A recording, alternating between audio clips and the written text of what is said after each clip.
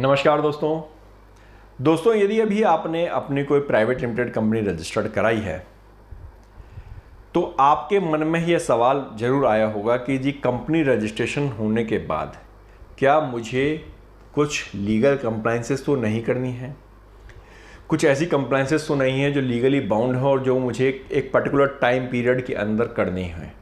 तो दोस्तों आज हम इस वीडियो के अंदर आपको कुछ ऐसी कंप्लाइंसेस के बारे में बताएंगे जो कि आपको फर्स्ट 6 मंथ के अंदर करनी ज़रूरी होती हैं, जो लीगली आपके ऊपर बाउंड होती हैं। आपके लिए ज़रूरी है कि आप उन सभी कंप्लाइंसेस को पूरा करें। कंपनी रजिस्ट्रेशन हो जाने का मतलब यह नहीं है कि अब आपकी तीसरी हो गई, यहाँ से तो अब आपके बिजनेस की शुरुआत होती है। तो सबसे पहला काम तो ऑब्वियस सी बात है कि आपको बिजनेस स्टार्ट करना है अपना कंपनी रजिस्ट्रेशन होने के बाद में, तो वो तो आपको करना ही करना है। लेकिन लीगल पॉइंट ऑफ व्यू से आपको क्या क्या कंप्लाइंसेस करनी है, चलिए अब मैं आपको वन बाय वन वो बताता हूँ। आगे बढ़ने से पहले एक रिक्वेस्ट, यदि अभी तक आपने हमारे चैनल को सब्सक्राइब नहीं किया है तो इसे तुरंत सब्सक्राइब करें, और हाँ, वीडियो अगर अच्छा लगे तो लाइक करना बिल्कुल मत भूलिएगा, और कमेंट बॉक्स में यदि आपकी कोई क्वेरी हो तो कमेंट आप जरूर कीजिए। दोस्तों कंपनी रजिस्ट्रेशन के बाद सबसे पहला आपको काम करना होता है, एक आपको बोर्ड मीटिंग बुलानी होती है। बोर्ड मीटिंग मतलब जो डायरेक्टर्स, कंपनी के जो डायरेक्टर हैं उनकी आपस में एक बोर्ड मीटिंग, जिसके अंदर उन्हें अपनी एक बेसिक चीज़ें कंप्लीट करनी होती हैं, जिसमें सबसे मेन बात होती है ऑडिटर का अपॉइंटमेंट, यानी कि जो आपकी कंपनी है उसके स्टेटरी ऑडिटर का, एक चार्टर्ड अकाउंटेंट का अपॉइंटमेंट करना, जो आपकी कंपनी की बुक्स ऑफ अकाउंट्स का ऑडिट करेगा। एज पर लॉ ये आपको विदिन 30 डेज आपको करना होता है। दूसरा काम आप कर सकते हैं उसके अंदर कि आप अपने लेटर हेड का एक फॉर्मेट फाइनल कर सकते हैं कि जी ये कंपनी का लेटर हेड होगा। बोर्ड ऑफ डायरेक्टर से डिसाइड कर सकते हैं कि भाई हम ये लेटर हेड फॉलो करेंगे, हमारी कंपनी का ये लेटर हेड होगा।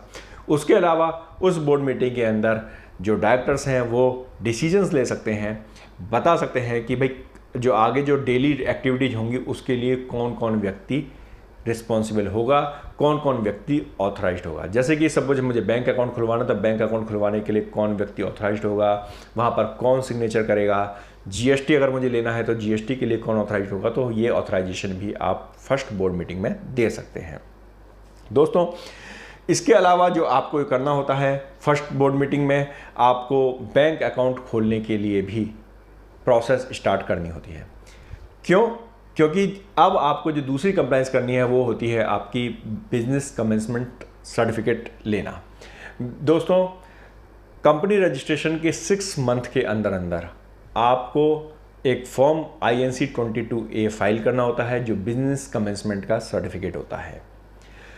उसके लिए करना क्या होता है कि जो आप बैंक अकाउंट, आप सबसे पहला बैंक अकाउंट खुलवाएंगे। उस बैंक अकाउंट के अंदर जो भी कंपनी के शेयर होल्डर्स हैं, जो आपने अपने मेमोरेंडम में शेयर होल्डर्स की लिस्ट दी थी, वो शेयर होल्डर्स अपनी अपनी कैपिटल को डिपॉजिट कराएंगे बैंक के अंदर, और उस बैंक स्टेटमेंट को फाइल किया था। जब वो बैंक के अंदर आपने कैपिटल जमा करा दी, इट मीन्स ये हो जाता है कि भाई सभी शेयर होल्डर्स ने अपने अपने पैसे बैंक में दे दिए, कंपनी में पैसे अपने डिपॉजिट करा दिए हैं। अब कंपनी उससे अपना बिजनेस स्टार्ट कर सकती है। और वो जो बैंक स्टेटमेंट की एक कॉपी फॉर्म INC 20A के अंदर 22A के अंदर सबमिट करी जाती है और डिपार्टमेंट को फाइल की जाती है। INC 20A आपको विदिन 180 डेज आपको फाइल करना होता है कंपनी रजिस्ट्रेशन के, ये मैंडेटरी है। अगर आप नहीं करते हैं तो आपको लेट फाइलिंग फीस आपको देनी होती है। तो दोस्तों हमने आपको बताया कि आपको ऑडिटर का अपॉइंटमेंट करना है, बैंक अकाउंट आपको खोलना है, और साथ ही आपको INC 20A फॉर्म फाइल करना है बिजनेस कमेंसमेंट का। इसके अलावा चूंकि अब शेयर होल्डरों ने अपना पैसा बैंक में डिपॉजिट किया हुआ है, तो शेयर होल्डर्स को आपको शेयर सर्टिफिकेट्स भी इशू करने हैं। जिस शेयर्स के, जो भी आपने शेयर्स की डिटेल्स आपने दे रखी है MOA के अंदर, AOA के अंदर, उसी हिसाब से आप उनको शेयर सर्टिफिकेट्स आप इशू करेंगे। और हाँ, जब शेयर सर्टिफिकेट इशू करते हैं तो उसमें स्टैम्प ड्यूटी भी पे होती है। स्टैम्प ड्यूटी हर स्टेट्स की अलग अलग होती है, तो अपने स्टेट के अनुसार उसकी आप स्टैम्प ड्यूटी भी जमा करवा दें। दोस्तों इसके अलावा आप चाहें तो आप अलग अलग सर्टिफिकेट्स, रजिस्ट्रेशंस भी ले सकते हैं। अगर आपको शॉप एस्टेब्लिशमेंट में रजिस्ट्रेशन लेना है, या GST में लेना है, या आपको ISO लेना है, तो बेसिकली आप ये सभी काम कंपनी रजिस्ट्रेशन के बाद कर सकते हैं।